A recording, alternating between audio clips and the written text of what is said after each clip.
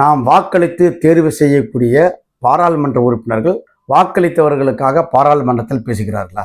பாராளுமன்றத்தில் தேர்வு செய்யப்பட்ட எம்பிக்கள் கோட்டீஸ்வரர்கள் எண்ணிக்கை 80% மேல. பாராளுமன்றத்திற்கு தேர்வு செய்யப்பட்ட ஒரு பகுதியிலிருந்து தேர்வு செய்யப்பட்ட பாராளுமன்ற உறுப்பினர்கள் அந்த தொகுதியினுடைய மக்களுக்காக வேலை செய்தார்களா, பேசினார்களா? ஒரு தொகுதியிலிருந்து தொடர்ந்து 5 முறை 4 முறை சட்டமன்ற உறுப்பினர்களாக பாராளுமன்ற உறுப்பினர்களாக தேர்வு செய்யப்பட்டவர்கள் அந்த தொகுதியின் வளர்ச்சிக்கு கொஞ்சம் கூட செயல்படவில்லை. வெறுப்பை விதைக்கின்ற இடமாக இப்பொழுது பாராளுமன்றம் இருக்கிறது. காடுகளை பற்றி பேச வேண்டும், நிலக்கரி பற்றி பேச வேண்டும், ஆறுகளை பற்றி பேச வேண்டும், இயற்கை வளங்கள் சூறையாடுகின்ற கொள்ளைக்காரர்களை பற்றி பேசுறாங்களா? யாரும் பேசுவதில்லை.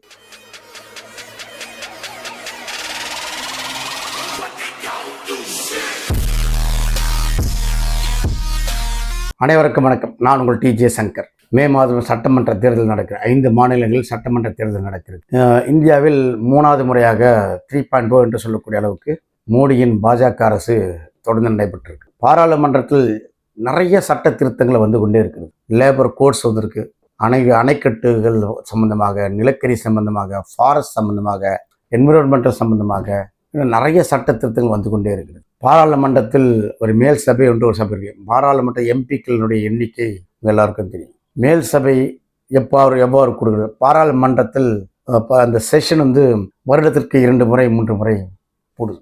பாராளுமன்றம் தான் சட்டங்களை ஏற்றுக்கிறது. இப்போ பாராளுமன்றத்தை பற்றியே நமக்கு என்ன புரிதல் இருக்கு? நாம் வாக்களித்து தேர்வு செய்யக்கூடிய பாராளுமன்ற உறுப்பினர்கள் வாக்களித்தவர்களுக்காக பாராளுமன்றத்தில் பேசுகிறார்களா? வாக்களித்து தேர்வு செய்யப்பட்ட சட்டமன்ற உறுப்பினர்கள் எம்எல்ஏக்கள் சட்டமன்றத்தில் பேசுகிறார்கள். என்ன பேசுறாங்க என்பதை பற்றிய காணொலி இது. பொதுவாக சட்டமன்ற உறுப்பினருக்கோ பாராளுமன்ற உறுப்பினருக்கோ என்னென்ன சலுகைகள் இருக்கு என்பதெல்லாம் உங்களுக்கு தெரியும். ₹1,00,000 மேல சம்பளம், அலவன்ஸ், அந்த அலவன்ஸ், இந்த அலவன்ஸ், ஏகப்பட்ட விஷயங்கள். ஒரு முறை எம்எல்ஏவாக எம்பியாக இருந்தாலும் பென்ஷன் என்ற பல்வேறு சலுகைகள் அவருக்கு இருக்குன்னு வச்சுக்கோங்களேன். ஆனால் சட்டமன்ற உறுப்பினராக வரக்கூடியவர்கள், பாராளுமன்ற உறுப்பினராக வரக்கூடியவர்கள் ஏழைகளுக்காக தொண்டு செய்வதற்காக வரவங்களா? ஒரு பட்டியல் சொல்லுது. பாராளுமன்றத்தில் தேர்வு செய்யப்பட்ட எம்பிக்கள் கோட்டீஸ்வரர்கள் எண்ணிக்கை 80% மேல. கோட்டீஸ்வரர்கள் ராஜவம்சத்தை சார்ந்தவர்கள், ராஜ குடும்ப, மாதவ சிந்தியா, அந்த சிந்தியா மாதிரி ஏகப்பட்ட மன்னர் பரம்பரை சார்ந்தவர்கள் ஏகப்பட்ட பேர், தொழில் அதிபர்கள் பரம்பரை சார்ந்தவர்கள் எண்ணற்ற பேர். இவர்கள் பாராளுமன்றத்தில் வந்தால் பாராளுமன்றத்தில் யாருக்காக பேசுவார்கள்? ரொம்ப சொற்ப எண்ணிக்கையில் தான் இடதுசாரிகள், முற்போக்கு சிந்தனையாளர்கள், மாநில கட்சிகளிலிருந்து கொஞ்சம் பேர், அப்படின்னு சொற்ப எண்ணிக்கையில் தான் அங்கே போறாங்க. அந்த எண்ணிக்கையில் போறவங்க மக்களுக்காக பேசுகின்றார்களா, பேசலையா என்பதான் சட்டமன்றமும் சரி பாராளுமன்றம் சரி. அப்போ சமீபத்தில் ஒரு வீடியோ ஒன்று பார்த்தேன். கனடா நாட்டில் அல்பர்ட்டா என்ற ப்ராவின்ஸ் நினைக்கிறேன்.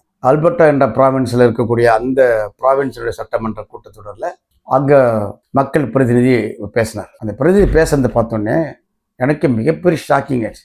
சட்டம் யாருக்காக உருவாக்கணும், சட்டம் எதுக்காக செயல்படணும், அரசு எதுக்காக செயல்படணும், இப்போ இந்தந்த விஷயங்கள் செயல்பட்டிருக்கா இல்லையா என்ற ஒரு புள்ளி ஓரத்தோட ஒரு 5 நிமிட காணொலி.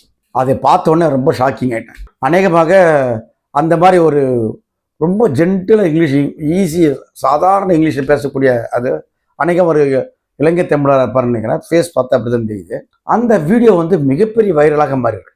அதே மாதிரி ஒரு சட்டமன்றத்தில் பேசுறது, நியூசிலாந்து நாட்டில் ஒரு பெண்கள், ஒரு ஆதிவாசி பெண்கள் உரிமையை பாதுகாப்பதற்காக ஒரு சட்டமன்றத்தையே போராட்ட களமாக மாற்றி ஒரு வீடியோ வைரலாக சமீபத்தில் ஒரு 3-4 months பேக்கு பார்த்தோம். அதே மாதிரி இலங்கையில் ஒரு 4-5 months பேக்கு இலங்கை தமிழர் அந்த நாடாளுமன்றத்தில் பேசின உரை என்பது மிகப்பெரிய வைரலாக மாறியிருக்கு. அதே மாதிரி இப்போ தமிழ்நாட்டிலிருந்து போன திமுக எம்பி சிவா அவர்கள் கூட வடக்கு பெல்ட்டில் இருக்கிறவங்கெல்லாம் இந்தியை திணிப்பது சம்பந்தமாக, மாநில மொழிகளை எதிர்ப்பது சம்பந்தமாக பேசுகிற அந்த பேச்சு உரையாடல் வந்து சிவாவினுடைய பேச்சு என்பது மிகப்பெரிய அளவுக்கு வைரலாக மாறியிருக்கு. தமிழர்கள் அனைவரையும் அரவணைப்பவர்கள் என்ற போக்கில் சொன்ன அந்த பேச்சு என்பது ஒரு 1/2 மணி நேர பேச்சு வந்து மிக சிறப்பான பேச்சு.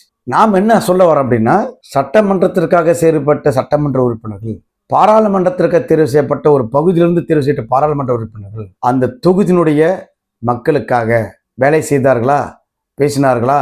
அவர்கள் வாழ்க்கை தரத்தை உயர்த்துவதற்காக பேசினார்களா, பேசவில்லையா என்றால் அநேகமாக பெரும்பான்மை கட்சிகளில் பெரும்பான்மை எம்பிக்கள் இல்லை என்று தான் சொல்றோம். தமிழ் மொழி சம்பந்தமாக பல்வேறு விஷயங்கள் சம்பந்தமாக திராவிட கட்சிகளிலிருந்து பேசுறாங்க. பொதுவான அரசியல், இந்தியா முழுக்க பொருளாதாரத்தை பற்றி, மனிதாபிமானத்தை பற்றி, அனைவரும் சமம் என்பதை பற்றி பொதுவான விஷயங்கள் தொடர்பாக இடதுசாரிகள் மட்டும்தான் பேசுறாங்க. இடதுசாரிகளும் முற்போக்காளர்களாக இருக்கக்கூடிய அவர்கள் மட்டும்தான் தொடர்ந்து பாராளுமன்றத்தில் பேசுறாங்க, சட்டமன்றத்தில் பேசுறாங்க. இந்த இந்த சப்ஜெக்ட் எடுத்து நீ பேசுவதற்கான காரணம் என்னன்னா, ஒரு தொகுதியிலிருந்து தொடர்ந்து 5 முறை 4 முறை சட்டமன்ற உறுப்பினர்களாக, பாராளுமன்ற உறுப்பினர்களாக தேர்வு செய்யப்பட்டவர்கள் அந்த தொகுதியின் வளர்ச்சிக்கு கொஞ்சம் கூட செயல்படவில்லை என்று சொல்லக்கூடியவர்கள் தான் பெரும்பான்மை சாதியமான எம்எல்ஏக்களாக இருக்கா, எம்பிக்களாக இருக்கா. தொகுதி நிதியிலிருந்து பஸ் ஷெல்டர் போட்டிருப்பாங்க, நிழற்கூடை அமைச்சிடும், அதெல்லாம் சர்வசாதாரண விஷயம். நிழற்கூடை அமைப்பு தான் பெரிய விஷயமா? கொடுக்கக்கூடிய 5 கோடியோ 10 கோடியோ அந்த நிதியிலிருந்து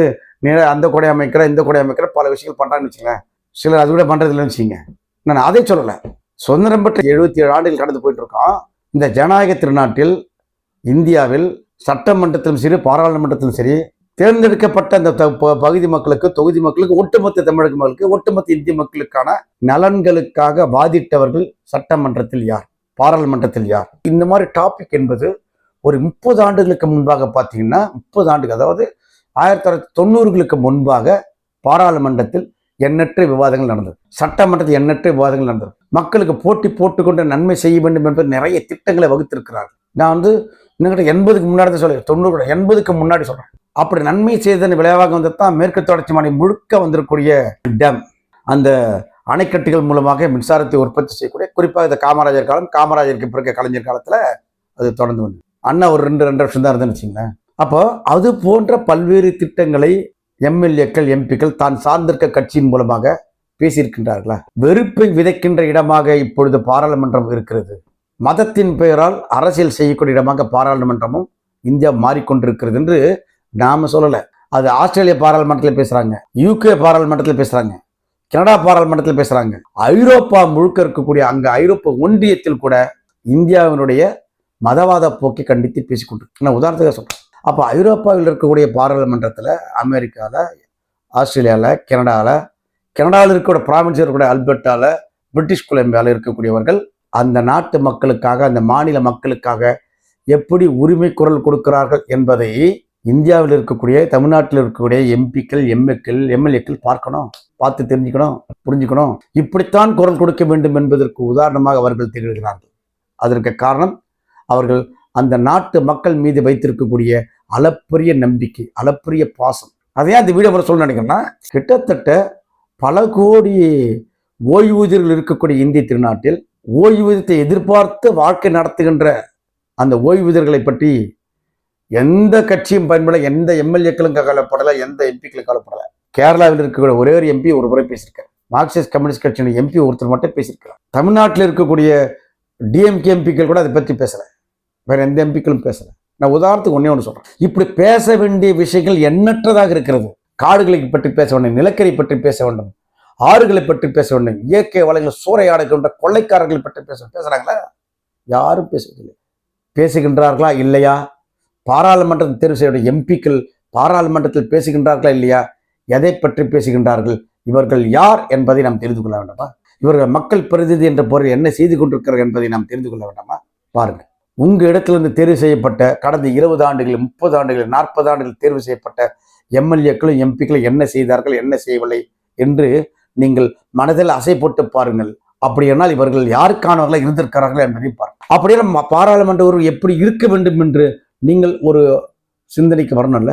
சட்டமன்ற உறுப்பினர்கள் நீங்கள் ஒரு ஐடியாக்கு வரணும், இப்படித்தான் இவர்கள் இருக்க வேண்டும் என்று சொல்லணும்ல. இது போன்ற விஷயம் தொடர்ந்து பேசுவோம். இப்பொழுது தேர்தல் காலம், சட்டமன்ற தேர்தல் வருகின்ற காலம், 5 மாநில தேர்தல் வருகின்ற காலம். இந்த தேர்தல் காலத்தில், தேர்தல் உற்சவத்தில் யார் என்னென்ன செய்ய போகிறார்கள், யார் என்ன பேச போகிறார்கள் என்பதையெல்லாம் இடம் மாறுவார்கள், கலர் மாறுவார்கள், குணம் மாறுவார்கள், கொள்கை மாறுவார்கள். மாறிக்கொண்டே இவர்களை பற்றி நீங்கள் என்ன புரிஞ்சுக்க போறீங்க? மாறிக்கொண்டே இருப்பவர்கள் இவர்கள் மக்களுக்காக என்ன செய்ய போகிறார்கள்? சிந்திச்சு பாருங்க. உங்களுடைய கருத்துக்களை கமெண்ட் பாக்ஸில் போடுங்க. நமது சேனலை தொடர்ந்து பார்த்து கொண்ட நண்பர்களுக்கு வேண்டுகோள், பாருங்க, சப்ஸ்கிரைப் பண்ணுங்க, ஷேர் பண்ணுங்க, லைக் பண்ணுங்க, குறிப்பாக கமெண்ட் பண்ணுங்க என்று உங்களை அன்போடு கேட்டுக்கொள்கிறேன். நன்றி. வேறொரு காணொளியில் சந்திப்போம். அன்டில் தென் பாய். நான் உங்கள் டிஜே சங்கர். நன்றி, வணக்கம்.